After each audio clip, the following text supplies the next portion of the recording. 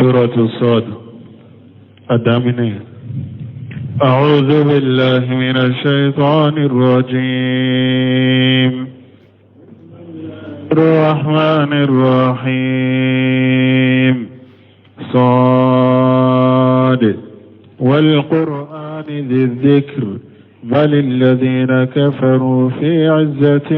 وشقاق كم أهلكنا من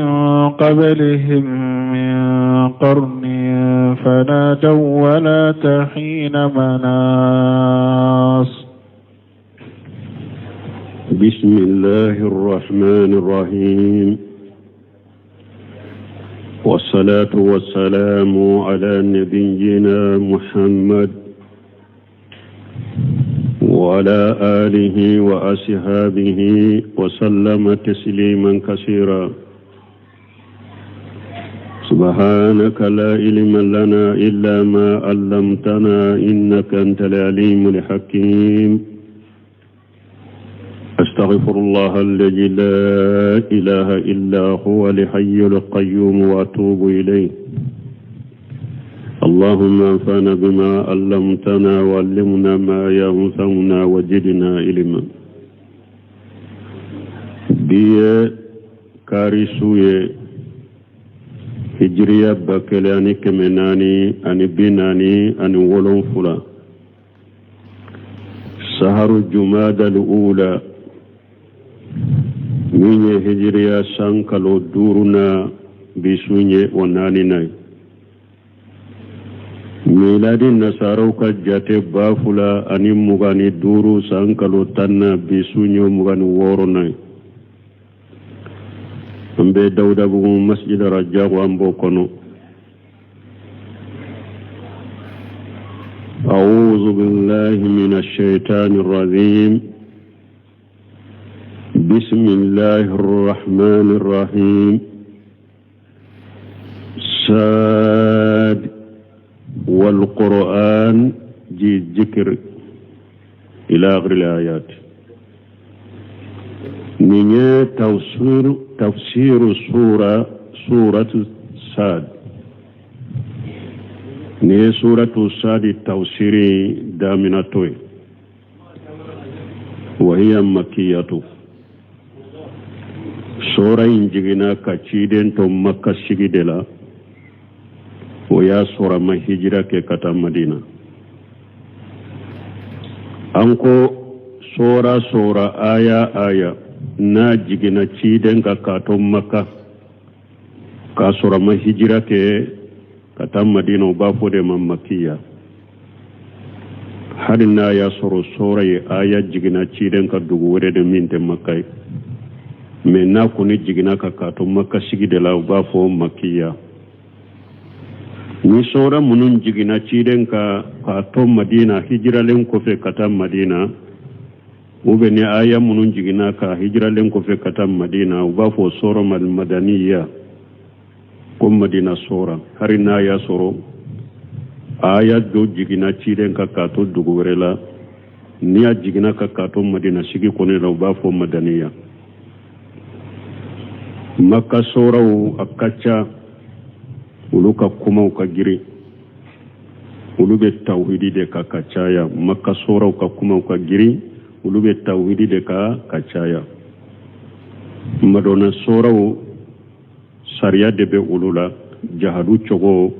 sallu fardaw chogo jakkaw su ali amru bil ma'ruf wa nahy anil munkar uluka kibariya de be madina soraw la kacaya donc ni nyem makka sora de aleka kuma be tawhidi de ka. بسم الله الرحمن الرحيم. بسم الله أمبي ني سورة دامنا ني على تغنيمان بي وبي أمبي ني سورة دامنا نمبي هيرا ني بركانيني نمبو كني على تغنيمان بي الله لفظ الجلالة على تغددو ala ni danfen tese kaje togo minna o dode Allah وتقول لفل جلال الله علاني دم في الشيء جنين تقولا ani arrahman ala ni danfente je o togo fana la togo do be ala ni danfente je ulula togo do be ala yu fo ayere ka yu nyogona fo danfenka ala ka togo de allah arrahman o ye ala ka togo de ala ka mankutu do fana min ye nema la bole o tigi de alay nema mi danfen ni abe jiyan kono aka nema bika ani nema mi aba ke mo ka la gara fana arrahim o fana ye nema de men nema min do ala be mu'minu kere yani nema min ye lahara ube do ba fo nema la shebaga ka jo nyuma ma ka jo mu'minu ma lahara min ye ni ala ko wa kana bil mu'minina rahima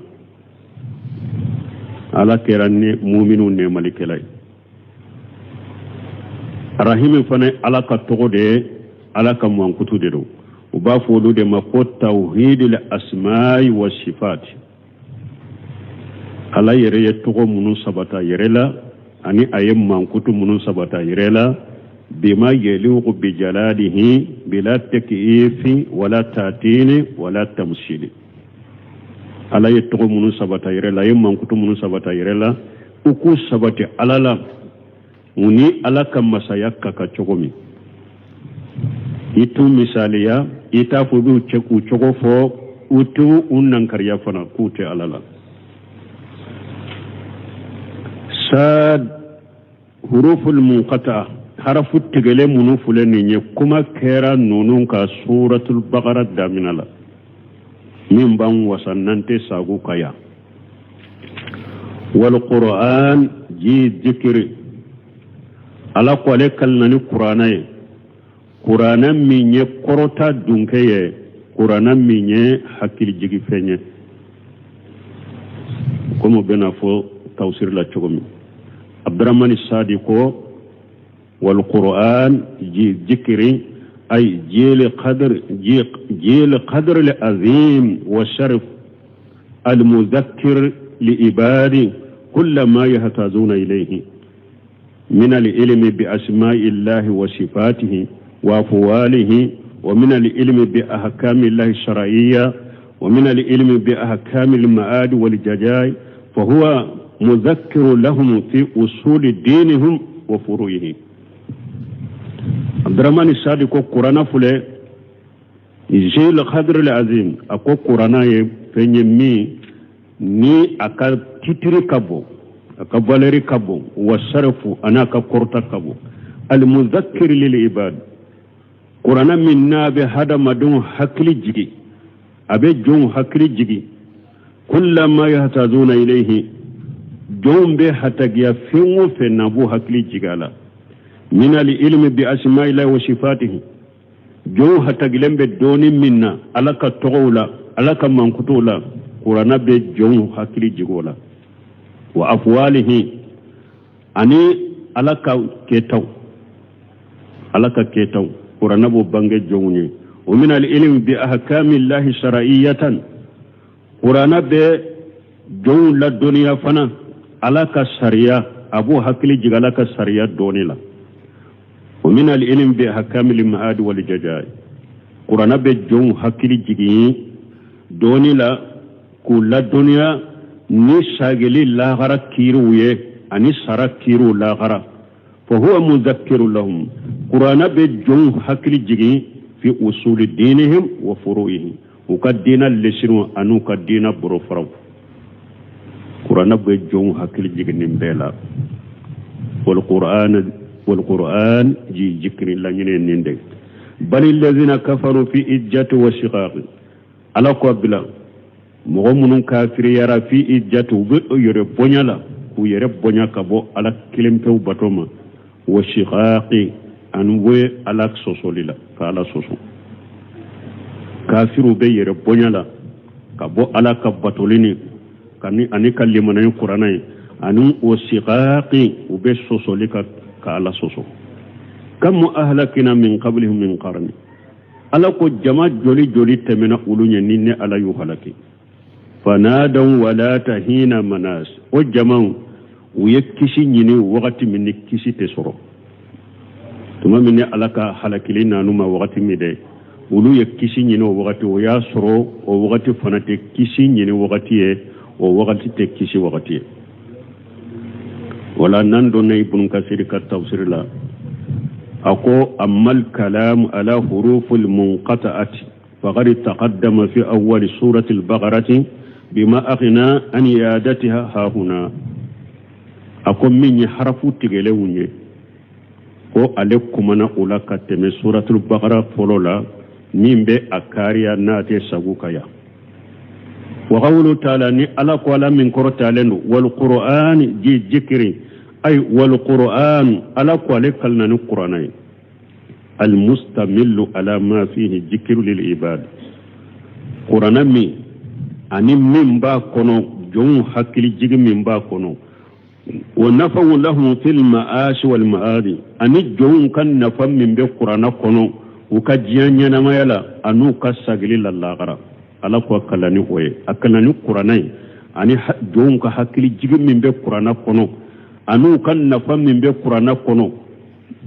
ni ukan nafam min yu ka jiyanya na maya koye anu ka lagara ko mun be qur'ana kono ko kalani uluye وقال الدهاك في قوله تعالى جي جكري دهاك كو ألقى كمالا جي جكري قوله تعالى كون نبكم إن ألقى ولا من كرو تعالى لغر أنزلنا إليكم كتابا فيه جكركم أي تذكيركم ألقى مكة كافر مرابو ما كون على كتاب جيكي أوكا كتاب من ني أكا حكي جيكي بالا ناباكو حكي جيكي konni ayani o aya de kelenye wa qala akharuna mugawaru ko ji jikri ji sarafi ko bonya korota dunke ko qur'anai korota dunke de wa qila ji sani wal makanati do ko qur'anaye ewa pembaye ani joyoro baye ko baye ko babbe qur'anaye ani joyoro be qur'anaye wala munafata bainal qawlayn bun kasir ko kuma fulaynta nyogonguli fa innahu kitabu sharif qur'ana ya kitabu korotalenye mustamillu ala tazkiri wal inzari wal a'zari wal inzari aw qur'ana ya korota kitabu korotalendo qur'ana fana minye bagabagali ba kono e ujura tige be qur'ana kono ani bagabagali wali anzari oye ka wujurat tige mugo bolo wali inzari oye ka mugo bagaba nunu bebe qur'ana kono qur'ana korota lendo ewa huja tige ka bo mugo bolo be qur'ana kono ka mugo bagaba li be qur'ana kono donc qur'ana ben nimbeta wodi yato ni sadika kuma laje min yato ni sadika kuma fo a ben nimbede do kono sadika kuma min bede ba kono waqtalafu fi jawabi haja li qasam me tawsir kilaw don ko bawiye ñugon soso kali kunye munye ni ala ko wal qur'an ji jikri ala kalna ni qur'anay kali kunye munye abdurrahman sadiko kalili kerani minye ani kalili kera minka ubede kelenye qur'ana kolende do ala kana ni qur'anai ka qur'ana ka bonyana ka korta de yira ako kalili fe ani kalili ku ko abede kelenye qur'ana kelende do sadi bode fo me burun kasir be munu fo ala bo fana lajja kono ko waqtalafu fi jawabi haja alqasam don ko ye ñugon soso nin kalili jabula akunya jumay faqala ba'duhum huwa qawluhu ta'ala in kullu illa kajjaba rusula fa haqqa iqab do ko kalil kunni ninde ala ko ale kalnani qur'anai jamakulu makka kafirun munun be akelen kele be uye jamakulu temena ukelen kele be uye cido ngalon tigeya uni janga kata min ka uya so ko ale kalnani qur'anai jamakulu temena no ye cido ngalon tigeya uni janga kata min kaka uya soro wa khila do ko qawlu ta'ala ko kalili kunye munye ko alaka kuma la min koro taleno inna zalika la haqqu taqasumu ahli an-nar ko bena nyefe ko ala ko ale kalnani qur'anai wallahi ewa minye tasuma dunke nu yere be kele tasuma kono ka nyogon jabi tasuma kono tinya de do kalani qur'anai tinya de woye hakahuma ibn jarir yennin kuma fulafo wa haja sani fihi bu'dun kabir wa dafa ibn jarir me ibn kasir ko fulana min fulani nye ko kalili kunyo ode ko oni keli kajja ko sobe ko ibn jarir yo lafu yere ka fo kalili kunyo de inna zalika la haqqu taqasum ahli an-nar ka fo kalili kunyo ode ako okone ni sabatili kajja ko ibn jarir yo lafu yere wa qala qatadatu jawabuhu bal alladhina kafaru fi ijjati wa shiqaq qatadatu ko kalilin jabu ye jumai ni ala ko ale karana ni qur'ana min ye korta dunke kalle kunye munye bal alladhina kafaru ala kun kallani qur'anai mu'minun kafir yara fi ijjati ubayyira bonyala wa shiqaqi ani ala soso ko kalle kunye ninde waqtarahu ibn jarir yenninde sugantiya ko ninde kallilu kunye wa qila doko jawabuhu ma tadammanahu siyaqu surati bikamaliha sadi beninde ka doko ala kallani qur'ana kalle kunye munye mana fengo fembe qur'ana kono qur'ana sura be qur'ana kono ni fengo fembe qur'ana kono qur'ana na ka sura be dafale ala kallani ode kalle kunye ode abu adraman sadi beninde ka kalili fe ani kalli kera minka ko beye kelende qur'ana inde do alla kalnani qur'ana de gon kasiri ko do fana yo ode ko ka fo kalilin jabu ye munye mata da manatu shiyaqu surati bi kamaliha mana konni sura fingo fembe ni sura in kono abedda fale ko alla kalnani ode fingo fembe ni sura kono ko abedda fale ko alla kalnani ode وقولوا ني ألاكو بل الذين كفروا في إجة وشقاق مغمون كافر يرى وبير بنيلا أني سوسولي أي إن في هذا القرآن لذكرى لمن يتذكر أو نين قرآن حكي جيجي فنددو مغمني أبي ميرنا بتاشي وإبرة لمن يأتبر قرآن جات من فند مغمن بجات منك وإنما لم ينتفي به الكافرون من مكافر مشكا ويرنا فن قرآن يحكي جيجي فند مغمن بميري كتاشي قرآن يحكي جيجي فند إيه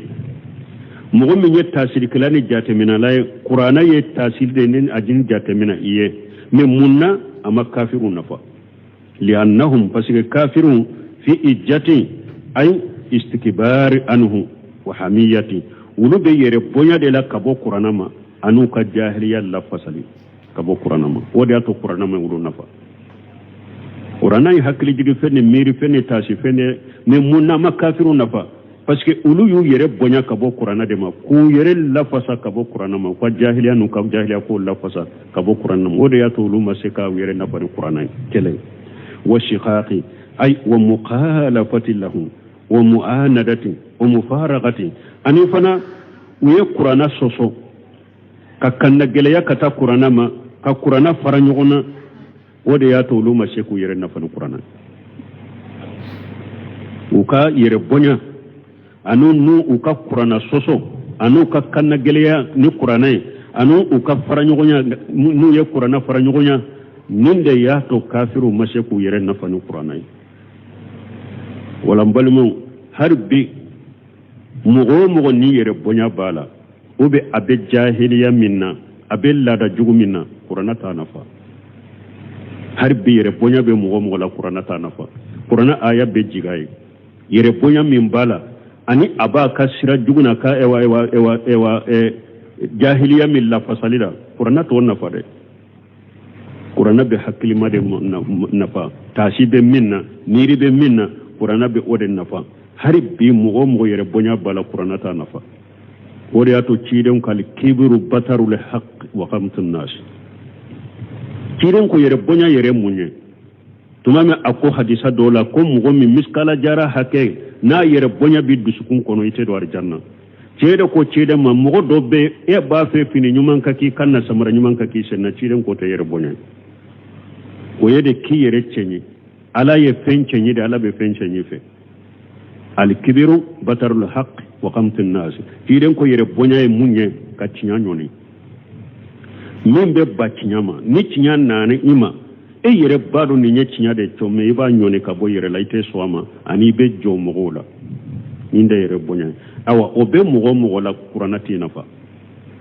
atinafa awa mogo ba ani be jahiliya min nay be lada jugu min nay be biriya min nay be hakilina min ka ni ba ke ka supporter kara min ye ki ka hakilini ka tabulo bila delila nye qur'ana to tigi fana nafa qur'ana to nafa de awo mogo ye qur'ana soso fana ye qur'ana soso be tabulo min ka ye qur'ana soso o tabulo de minay duskun kono fana qur'ana ti fana nafa de tumami ala yen ni fo kafiru ka anana ku baga awa kafiru doronte ni jogo be mogo la yere bonya kama qur'ana wajulu teteski nafa ye qur'ana soso ala yi baga de o da to ko summa qawwafahum ما أهلك به الأمم المكذبة قبلهم بسبب مخالفتهم للرسل وتكذيبهم لكتبا المنزلة من السماء وكفى لنا كافر بغبغا نمن تمنون تمنا أولوني نوكا قالون تغالي سببو يني على يوحالكي على نانا كافر بغبانو أوي من تمنون تمنا أولوني نو أوي أوا ciidon galontiga ya ulunye ala yun halaki nu ka galontiga li sababu ye anin nu uka ciiden sosoli sababu anin nu ye ala ka kitabu digine munun digina kabo sanfe nu ye ulu galontiga ya ala ye manto munu halakini nunu ye ulunye de ala nanu baga ni manto temenu halakili wa qala ta'ala la qala min qurtalinu kam ahlakina min qablihim min qarn ay min ummati mukajjibati ala ko jamakulu joli be jamakulu mununye ciidon galontiga ya ne ala yu halaki o jama joli be fanadaw uye walelike fanadaw wala tahina manasi ay hina jahum la ajab tumamil la jabanna numa astaqasu udama kasira waja'aru ila allah ta'ala u yere sembe kata alama walaysa jalika bi mujdi anhum shay'a me ofana tisika foynya uma o wakati kama qala ajja wa jalla kumini alakum masami alamin korta lena kabu falamma ahassu basana ijahum minha yarkuduna tumamu alako ayawre kona ko tumamu yenne alaka la jabaye uyu yere soro kube boli ay yahrubuna uyu yere soro kube boli ala kuma la tarkudu akwa kana boli tanye koyi warju ila ma utrifutum fihi aye sagi kata fema ne aye ewa ne ala ya unema minna aye sagi kata umake wa masakinukum aye sagi kata aka shigi yoro manaka soma la allakum tusaluna adola ana nyugonyin kake boli tenye de aye sagi kata ka soma yin anine ala ya unema minna aye sagu kata ma adola ya la bisaka nyugonyin ka tuguniya wa halakin na ne ewa janga katan na le ema ko ebe bodi ube be kishinyini otanya koy la nyino wode wa hawlu ta'ala ni ala ko fanadan wala tahina manasi an ibn abbas kabo ibn abbas mako qala laysa bihin nidai wala nazbi akon ninte ewa ala wala wakati koy ani kishinyini wakati teninye koy halakili na wakati wala firari bole wakati teninye ibn abbas ye hina manas ayo ke wode mana uye wolele ke minte wolele wakati uye boli nyini boli wakati te minye wakila doko lesa mini hini muqas uye damakasi ke mugummi wakati minne ka damakasi te mina wakila ana doko nadahu nidaa hina la yanfauhum doko ye wolele ke weleli men natu nafa uye weleli ke weleli min natu nafa uye weleli ke wakati mi naka weleli tu nafa وقال عدد من العلماء دونك بغجاته دوكو فنادوا ولا تهين مناسي ليس بهين فرار ولا إجابة ويكسي نيني وقت منت بولي وقتيه ويبولي نيني وقت منت بولي وقتيه ويوليك قد ألا كسي نيني ألا في وقت منت جابلي وقتيه وهذه الكلمة وهي هي لا التي لنفوين جئدة ما تاي كما تجاد في ثم فيقولون أكو إوا لام من فلان نفيا ديدو جيني ديدو متاي فرالاك كم نان يغنى ثم نو بتاي فراكا ثمتي وبي عربو كنا ثم متاي بسكا فراكا ثمتي وربا فيقولون وربتي وربا فانا عربو كنا تاي بشكا فراكا وربتي وهي مفصولة والوقف عليها بنكسيركو أني اوا بورا يور أني اوا كل من بانيه في كو تيغلندو كابو نيغونا والوقف عليها يبي وقفو ديك اكا كلان شوكولا على كل حال فنادوا ولا تهين مناشي موني ويكشي ني كشي وقت من تكشي سورو وقتي كبولي ني وقت من تبولي وقتي كدما كشي على لا وقت من ت جابلي وقتي ني اي كدما كشي بجابي باسكو يا سورو جانغا كتانا نكبا لا ني ني او يدو درو وعجبوا أن جاءهم منذر منهم وقال الكافرون هذا ساحر كذاب أجعل الآلهة إلها واحدا إن هذا لشيء عجاب وانطلق الملأ منهم أن امشوا واصبروا على آلهتكم إن هذا لشيء يراد ما سمعنا بهذا في الملة الآخرة إن هذا إلا اختلاق أنزل عليه الذكر من بيننا بل هم في شك من ذكري بل لما يذوقوا عذابي أم عندهم خزائن رحمة ربك العزيز الوهاب أم لهم ملك السماوات والأرض وما بينهما فليرتقوا في الأسباب جند ما هنالك مهزوم من الأحزاب وأذبوا علىكو مشركون كبكرة أن جاءهم منذر منهم نبغى بغالكران نانو ما بغى الكلام ينبورا ويرلا ويو كبكو وكان كم مغمى تاري نبارك دادي نمغى بورا يرلا ala ka ke nabi nyuma ka ke chidenya wahu bi jigaka abi bagaba karasa kanan ninke karasa ninke woye herade abe kome kabila fana kono ni mugo soro la kabila la ala ya ke doni ke baga sabati lenye abaw bagaba abaw ladi an kanan ninke woye herade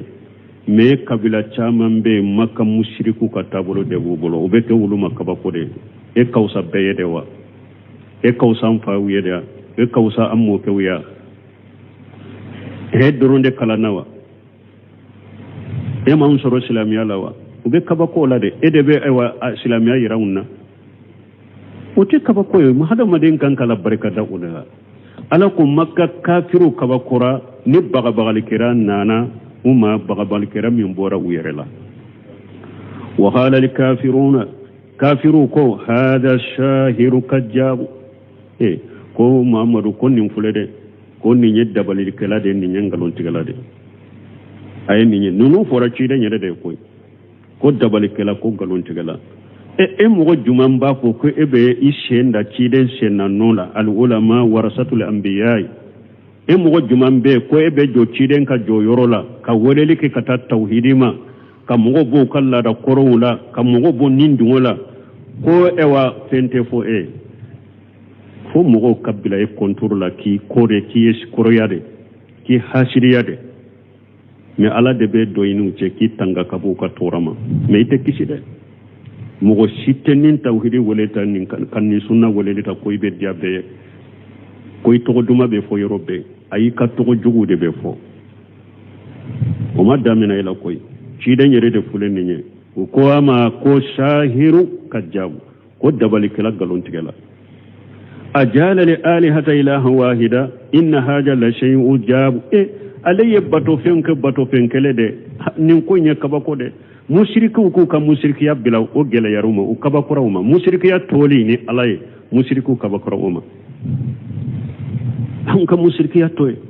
ka ala kelimto bato foi kana bato ka fara alaka o kabakura shirku ya toli kabakura ora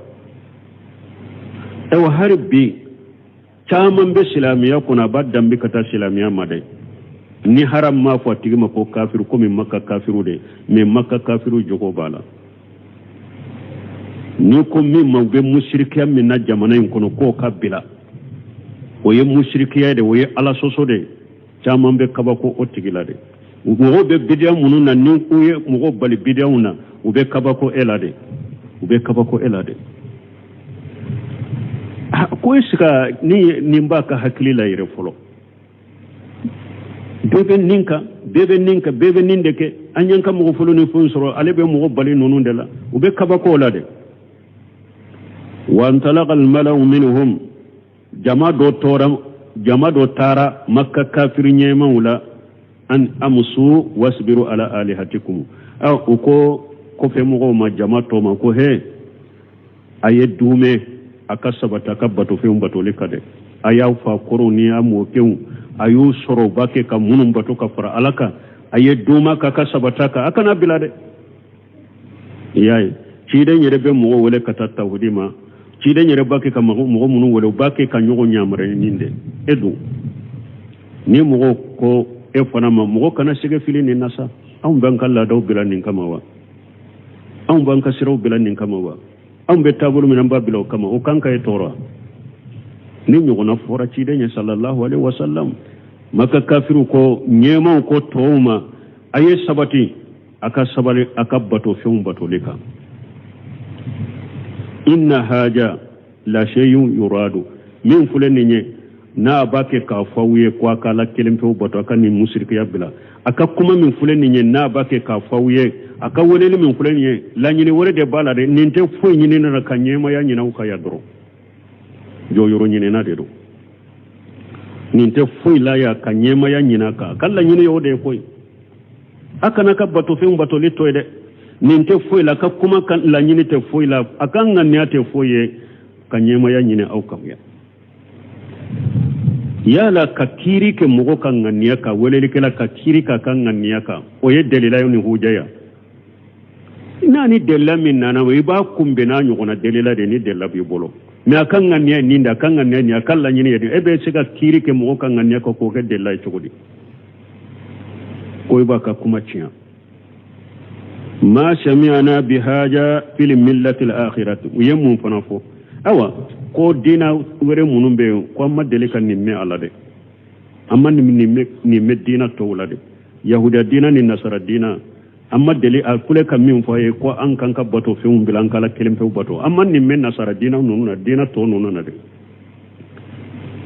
aw mun fana fo ba fo ni nyoro la na nyona be mo bolo jamana ko ni e ko alata ci den ka sunna la fa musalafu salih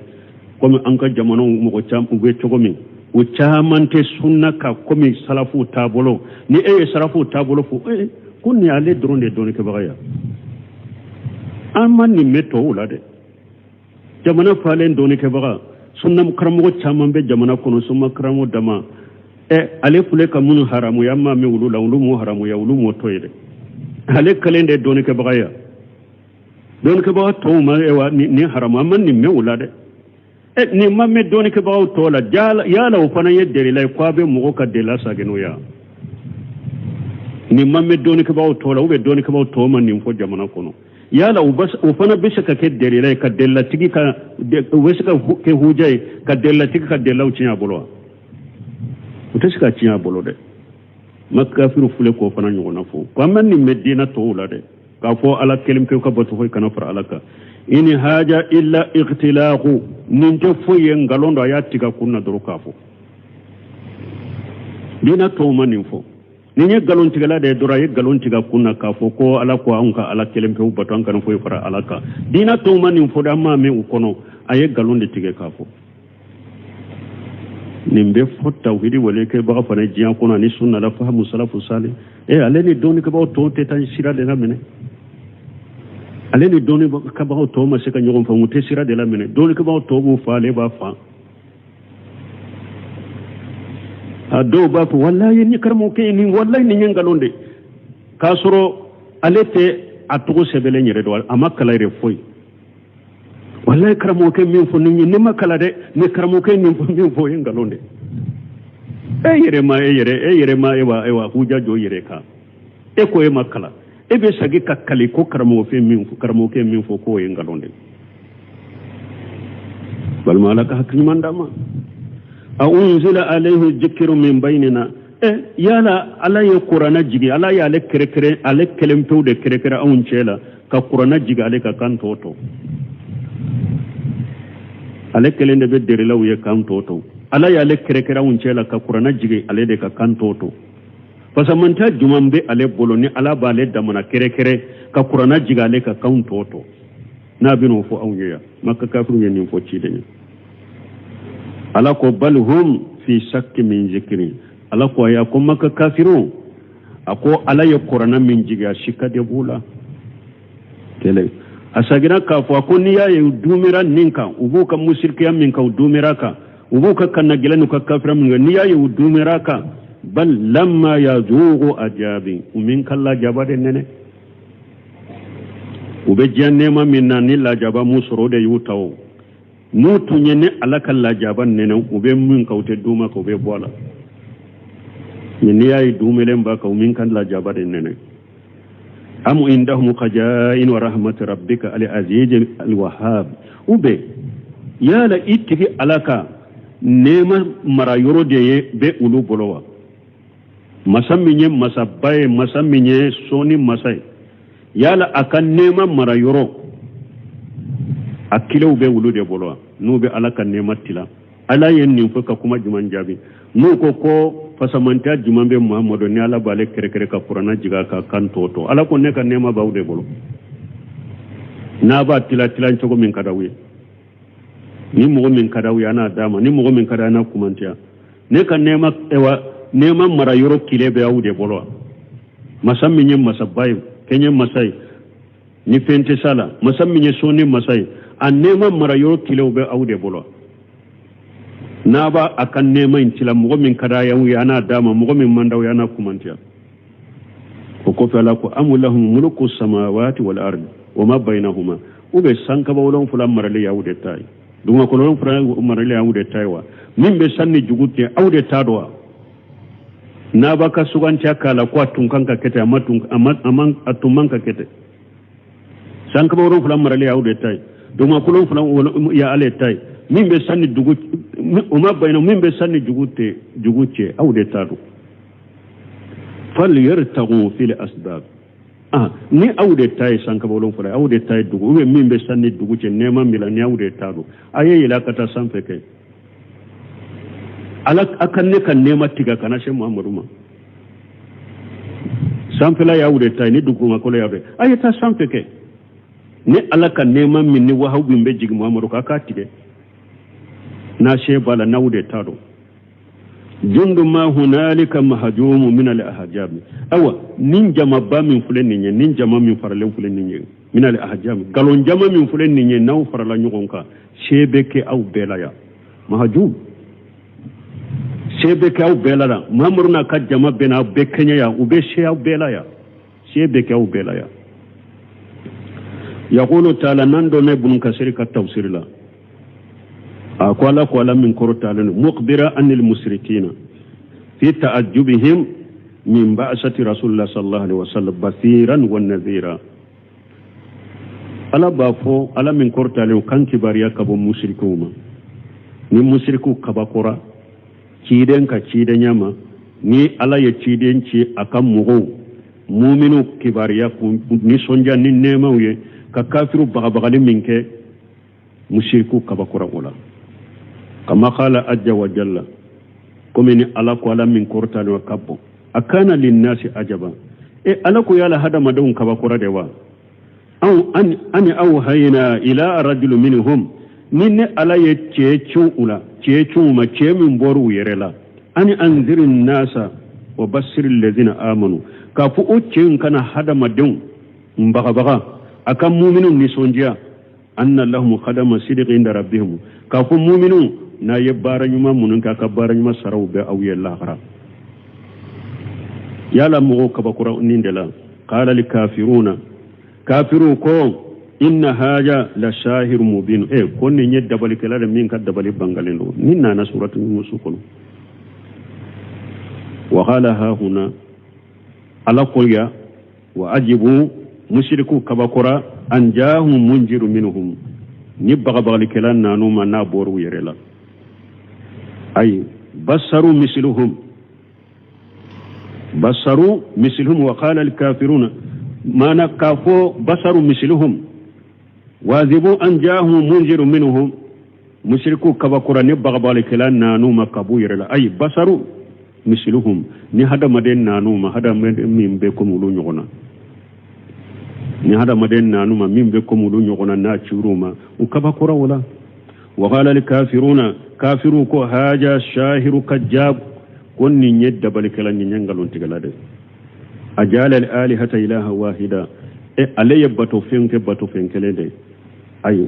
أجام أن المعبودا واحد لا إله إلا هو عليكم باتوفين كليدي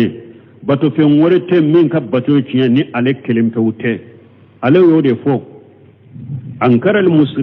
أنكر المشركون ذلك مشركو ينن ننكر يدي ni yoro de yayira folo mushriku kausa sisa silaman ka mushriku ye makka mushriku ni yoro fanala u kausa sisa mo chama bu dambi kata silamiya ma mushrikiya bu bolo folo ka mushriku kausa sisa ka mushriku ni yoro la parce que folo ka mushriku makka mushriku ko mo gote sheka la ilaha illa allah fo ni bato fe ngore beseka ye e bolo ka faralaka tumami ciden kumare qulu la ilaha illa allah tuflihu ayako la ilaha illa allah bato fen site min ka bato ni ala kelem pewte na yennin ka ayennin fayennin ke abe min yini ala fa labo kaye abe sram min ala bo akusama uko ajala la ilaha ilaha wahida ko muhammadu ye bato fen be ke bato fen kele an kana bato fen wore si bato ni ala kelem pewte ikaba korola makka mushriku ko mugo tese ka fo la ilaha illallah ko ibe fen wore bato ka fara ala ko ibe fen wore ka fara ala ko ko tese ka ke uma so ma wode atuluma la ilaha illallah fo ko parce que nous ye la ilaha illallah fo bato fen wore munum bu bolo ba bede bila kala kelem pe bato ko fane ka ba ko lo tese ko ke mais si san kam mushriku ko an ko la ilaha illallah ambe kele kaburu batola min ba ka kaburu batola min be woliju wole awa woliju ba jamana la ale ba jamana la abe avion kono sanfe ni avion jengena ya fulana an kijini karasa fulana an kishi ka sura bo fo jamana wore de la makka mushriki ko ni la ilaha teta ube abe mobile kono ni mobile ba fe ka biya fulana makka mushriku ko ni la ilaha illa tesakata sube kaburu kono ka kantigele kaye sube kaburu kono ki dama kasala sube kaburu kono ka denyina fe sube kaburu kono ka nyina fe ko akika bana furake sube kaburu kono ko sanji dese bala ka sanji nati sube kaburu kono ko jamana gelayara akata sonsora la ka dama kasi ko akan noya nati jamana kono makka kafiru ko ni la ilaha illa teta ni ko la ilaha illallah ibe nimbe bilade mais an ko munu mushriku munu be islamu cela sisa ko mo be se ka fo la ilaha illallah hakirina min be la bato chogo min be la ake ani la ilaha te nyogo ngulambe kelen an ka do dakela an ka bo dakela makka mushriku kawsan nunu nye ye la ilaha illallah korodo ka mana do katime sisan ka silama chamaka ni yorola makka kafiru makka mushriku la ilaha illallah koro ana ka mana uya do katime sisan ka silama chamaka parce que kote watesi ka fo abada fenwore ka wole ka farala ka fenwore ka bato ka farala ka me bi ewa mushriku kun fi karambalo utere karamogo yere de ba fo bi hara do budambe kulu be sunna kono konnan ko la ilaha illallah kaba ko ambe kele mogo sisi kana kirike mogo kanga nyaka ko be ala de bolo nan ko la ilaha illallah kaba ambe kafara nyonka anka do dakele anka boni dakele ambe islama kelende ka soro nimbaka kabur bato la be wasona e fana kafo ne ninde ayre ba fo dala abaka kabur bato to dogo abo afo dala na abe bedia minata dogo abo afo dala la kunne ninde isa gira kafo ko la ilaha illallah ko anno be kelenye karamo galon tigala isa karamo galon tigala ye wode maka kafiru ko teta nyogon fe la ilaha illallah ni fenwure walele teta la ilaha illallah ni wa fenwure batole kafara ka ateta ibe ala kelim tawde bato ibe ala kelim tawde wele ni mugo ye la ilaha illallah fa ya ala fenwure wole kafara ala ka mushriki kafiri la ilaha illallah min ba da fu falati ba tigi da te foi na fama jani lagara ni mugo min ye la ilaha illallah fo ale beta sonsoro kaburu dira kata denyina fe ka wori di kaburuma suma kaburu kono ko ale ba anyini sufe suka le kenaya ube ka dendama ube geleya ba le ka fantanya ba le ka suko wuli o tigi ka la ilaha illallah foli ni fube kaka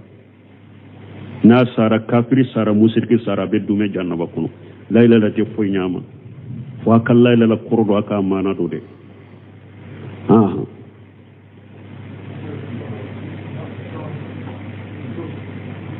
inna haja wa antalaqa al malaw ambo yerode la wa ta'ajjabu qabbahum law gun kasirko ankara al mushrikuna dhalika akum mushriku yennin nankariya qabbahum Allah ta'ala ala kucinya ala min kortalino wa ta'ajjabu min tarki shirk billah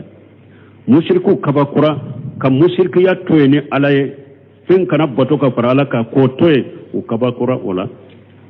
fa innahum qad talaqaw an abaihim ibadata al awsan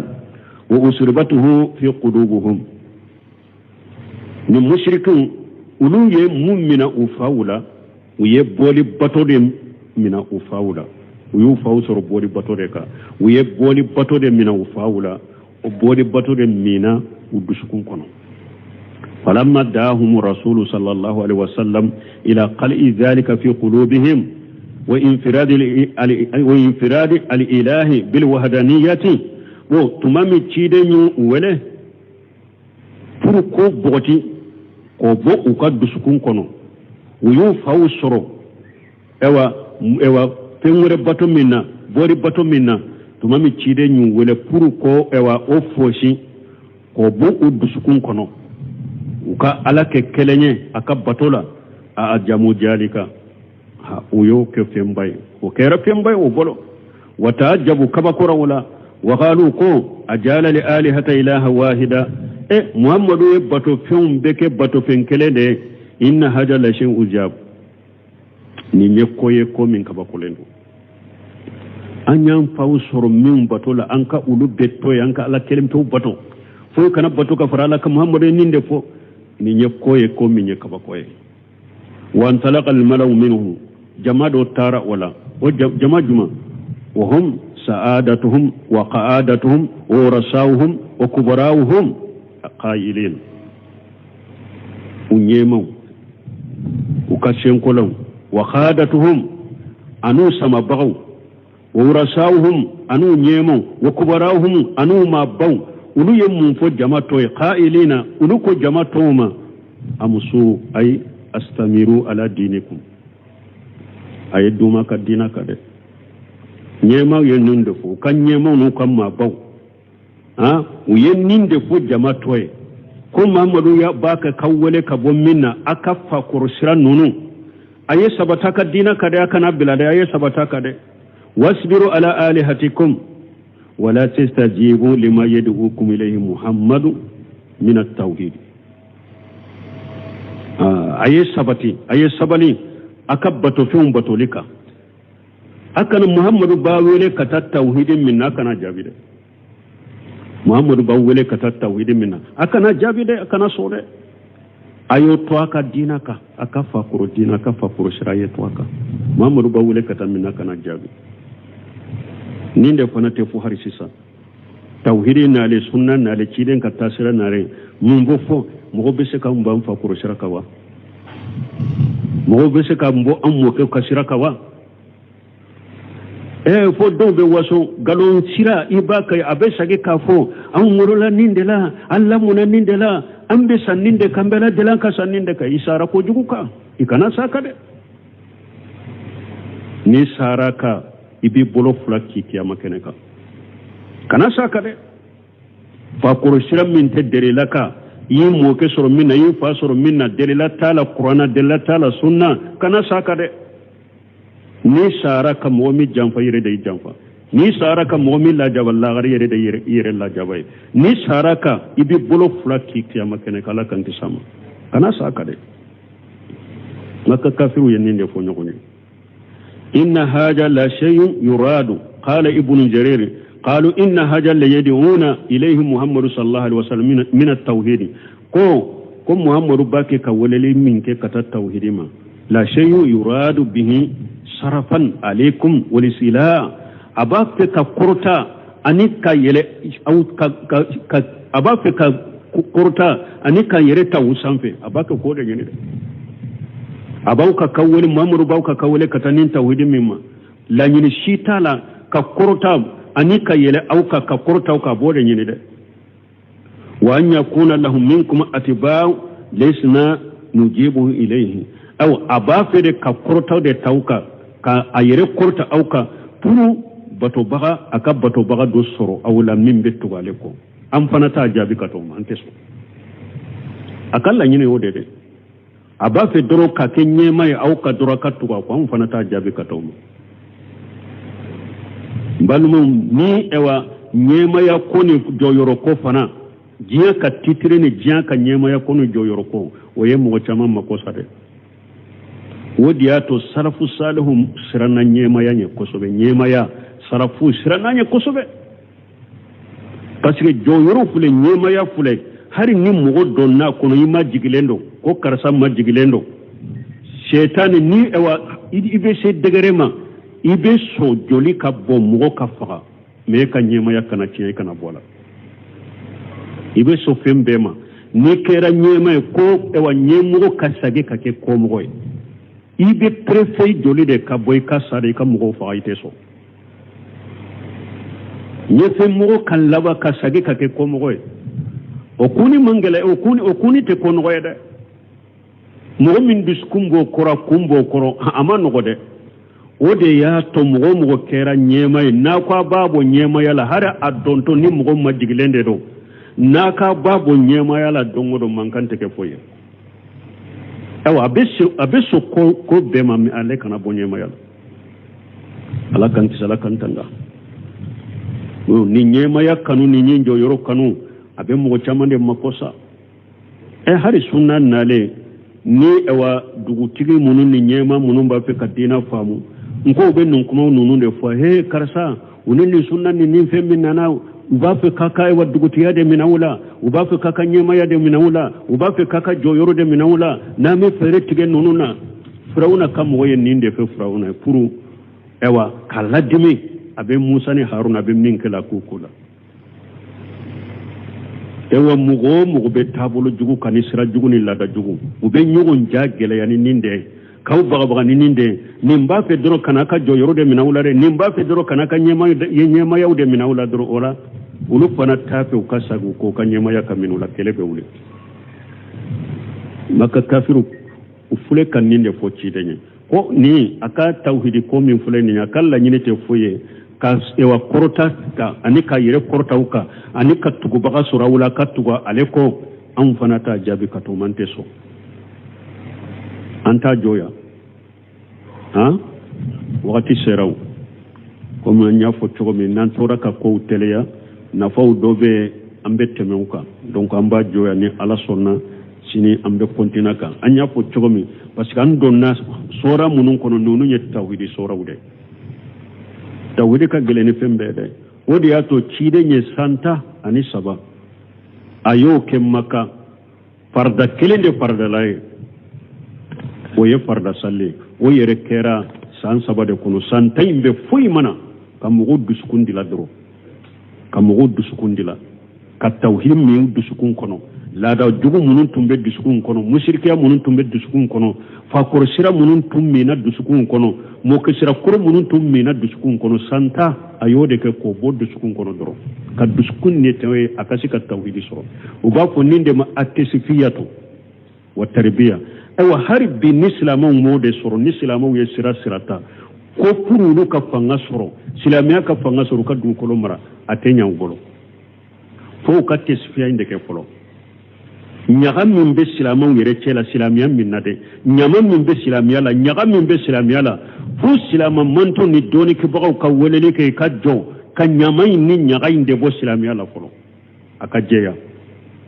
shiriku ka bola munafiqiya ka bola ka netwaye bidiya ka bola la rajugu ka bola jahili ko ka bola uba fo ninde ma tasfiyatu wa tarbiya Sheikh Albani sinsilen be ninde ka wakati benu ya nyininka akuni islamu manin fula de ke nulu ko dewa ube islamia uka fanga soro ni nyema ya soro ni marale soro ni fengu akwa teke awu yere che falendo nyama nani nogo bori batola uba uchela sufu uba uchela munu nyere shigilemba fu konne alai sheyba nanu na uba uchela kaburu batola uba uchela bidia kela ube uchela awu ba fo ko awu ka fara nyon ka oka ka fanga sor oka abetami cide mo kewo cide nana ka dusuku de fura folo ka silamiya fura de folo ka nogo bola ni silamiya fura la nogo borala bidiya borala shirku borala lada jugu borala jahiliya borala terbiya bena ala soso galontige jamfa munafiqiyaw ewa jeneyaw dolomi droguta ulu fana bena bo ala ulu fana uba fo de ma terbiya ni nim fula farla nyugon ka silama mantong lari abese ka silamiya de la abese ka silama jamano sura yere nim bato silama be silama jamana sura yere abe nim fula de ke karamo bu nyesi kan nim fula de ke fulo at-tasfiyatu wa tarbiyatu no min be silamiya la nyama min be silamiya ayo note o netwe ko fura ko bo silamiya la silamiya ka jeya ala kelim pew ka boto foy kana fara alaka ciden ka sunna ka boto foy kana boto ewa sirasi kana ta ni ciden ka sunnate ninde to ko tisfiyatu na yen nin ke wakati mi terebiya bena aka mugo jogo kanye cinya fo galontige ka bwancela munafiqa ka bwancela jamfan ka bwancela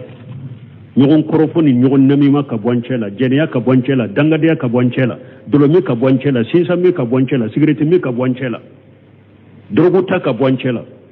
terbiya wallahi ni islamaw ye wujeja ka welele ka nin kula sabati ni sabatira islamaw bolo dugu kolo kafiri be bayi ayire nyini kafiri be amunafiqina kafirina biramu abeba ayire nyini ni nin fula masabati islamaw bolo abe ewa nyugon fara nyugon ka minna aye jamade to ku fara nyugon ka cide nyire yafo kusa ka kusa ise abe komi ji kankani ji nyama aye nyama de fara nyugon ka de nama tasfiya inde ke silamiya ka jeya nogo ka boala tauhidi ka sabati sunna ka sabati aw yere ni nyugon ce bidaw ka bodina la nama ninde ke folo kam mo fana jogonya ko lamu silamiya ka silamiya lamu chogo nyuma nama nunun de ke aw farala nyugon ka chogo choga chayara chogo ji nyama de do nyama tasabuhum jami'a wa qulubuhum satta ni eyu tone nyugon ka e ba fo ko nunun farala nyugon ka kasoro udusukun faralendo haran ko biro fuleke mun na ye jamana in kono silamiya har a tiɲa tɛ se ka hari faamaw b'a fɛ ka tiɲa min ta ka diina dilan ni tiɲa min ye o t'a sɔrɔ karamɔgɔ bolo parce que karamɔgɔ tɔn minnu faralen bɛ ɲɔgɔn kan bɛɛ de b'a la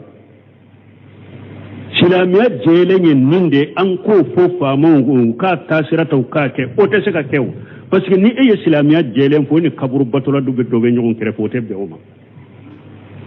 o tɛ se ka fɔ ni kaburu batola ko a b'a taa fɔ e fana tɛ se ka sɔn o ma aw bɛ jama kɔnɔ aw ye groupe ye aw groupe min kan ka ɲini kan ka wele ka ɲini ka mɔgɔw bilasira taafan tɛ aw la tɛ taafan n'a tɛ hakili n'a tɛ kalancogo ɲuman a tɛ aqida la aw bɛ se ka mɔgɔ jumɛn bilasira donc a bɛ se ka jɔn bilasira ka kuma kelen fɔ a ye kuma min bɛ jamana nafa aw yɛrɛ tɛ taabolo kelen kan a tɛ aqida kelen kan laɲini kelen t'aw la yɛrɛ a faralen filɛ ɲɔgɔn kan sigilen filɛ ɲɔgɔn kan dusukun bɛ ɲɔgɔn danga aw dusukun fara-faralen don farikolow de farala ɲɔgɔn kan dusukun fara-faralen don aw bɛ se ka mun fɔ min bɛ jamana nafa a bɛ se ka mun fɔ min bɛ jamana nafa aw bɛ se ka tiɲɛ jumɛn fɔ a tɛ se ka fɔ donc fɔ aw ka yɛrɛ cɛ de nettoyer fɔlɔ a ka tawhidi sabata yɛrɛ ni ɲɔgɔn cɛ a ka terbiya sabata ni ɲɔgɔn cɛ a ka kɛ ko kelen kan laɲini kelen ka sɔrɔ o la a ka kɛ a bɛ ala kelen pewu bato a ka kɛ a bɛ ciden kelen fɛ nɔfɛ a ka kɛ a bɛ sɛbaw nɔfɛ mais ni ko a ka bato cogo ale bɛ kaburu de bato e ko bɛ ala bato aw tɛ bato fɛn kelen na yɛrɛ nin bɛ taa a ka makɔnɔ fɛn bɛ ɲini kaburu tigi fɛ e ko n den ka fɛn bɛ ɲini ala fɛ aw ka bato fɛn tɛ kelen ye yɛrɛ nin ko ne ka ɛwa ɲɛma n bɛ tugu min ko karasa don ka segu n'o donna hari jahanaba kɔnɔ ne bɛ don a nɔfɛ ne bɛ n ka segu de nɔfɛ e ko e bɛ ciden nɔfɛ aw bɛ karamɔgɔ kelen na a tɛ karamɔgɔ kelen yɛrɛ la e ko de ne b'a fɔ de ala ko tɛ ciden ko tɛ sebaw ko tɛ abubakar radiyallahu anhu umar radiyallahu anhu nin ko de ne bɔra abubakar kafiri umaru kafiri abubakar jahannaba de umaru jahannaba de a bɛ taa min aw bɛ se ka fara ɲɔgɔn kan ka mun fɔ jamana kɔnɔ diina ko la ni barika bɛ se ka don o la aw bɛ se ka mun fɔ jamana kɔnɔ n'o bɛ mɔgɔ nafa at-tasfiyatu wa tarbiyatu awwala a ye silamɛya nettoyer fɔlɔ a ye mɔgɔw lamɔ silamɛya jogow kan fɔlɔ wala n'a ye kuma min fɔ barika bɛ don a la n'a ye taasira min fɔ jamana kɔnɔ ko a ka kɛ ko min ka kɛ jamana kɔnɔ barika bɛ don a la a bɛ nafa kɛ mais ka hadamadenw to nin cogo la kuma fu de bɛ fɔ a bɛ ko fana a bɛ ko fɔ a foyi tɛ se ka ɲɛ barika tɛ se ka don a la ala ka hakili ɲuman d'a ma subhanaka allahumma rabbana bihamdika ashhadu an la ilaha illa anta astaghfiruka wa atubu ilayk.